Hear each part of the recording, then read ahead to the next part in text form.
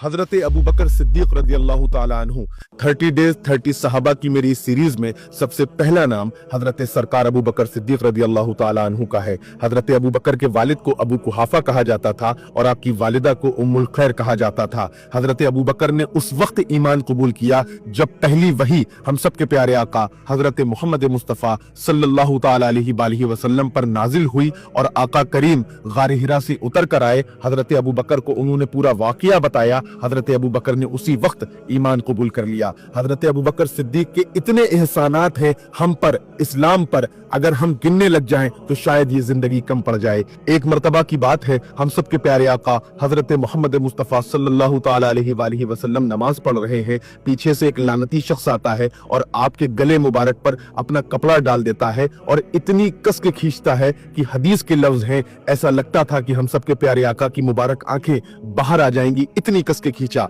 पीछे से हजरत अबू बकर सिद्दीक निकल रहे हैं। जैसे ही उन्होंने ये होते हुए देखा, आप उसके पीछे आए और आपने उस लानती को मारा। लेकिन उसके बाद उस लानती ने और उसके साथियों ने हजरत अबू बकर सिद्दीक को पकड़ लिया और इतना मारा कि हम सबके प्यारे हजरत अबू बकर सिद्दीक की कई पसलियां टूट गईं। हजरत अबू बकर सिद्दीक के इतने एहसानात हैं इस्लाम पर, हम सबके प्यारे आका खुद फरमाते हैं कि ऐ अबू बकर, मैंने तमाम लोगों का हक अदा कर दिया लेकिन तुम्हारा हक अदा ना कर सका। बरोज़े क़यामत मैं तुम्हारा हक अदा करूंगा।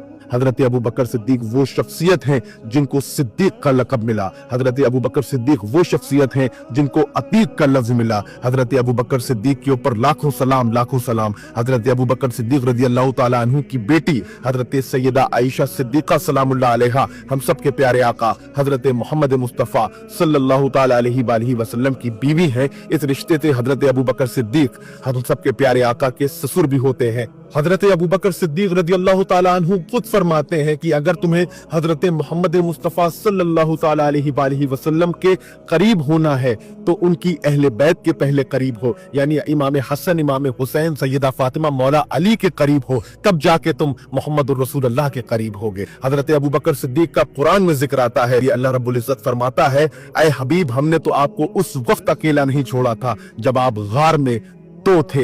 हजरत अबू बकर सिद्दीक रज़ी अल्लाह ताला अन्हु वो शख्सियत हैं जो हमारे प्यारे आका के साथ हिजरत में मौजूद थे और गारे सौर में हम सब के प्यारे आका मोहम्मद मुस्तफ़ा के साथ थे। हजरत अबू बकर सिद्दीक के ऊपर लाखों सलाम, लाखों सलाम। मैं उम्मीद करता हूँ कि इस सीरीज में जितने भी वीडियोस आएंगे आप जरूर शेयर करेंगे।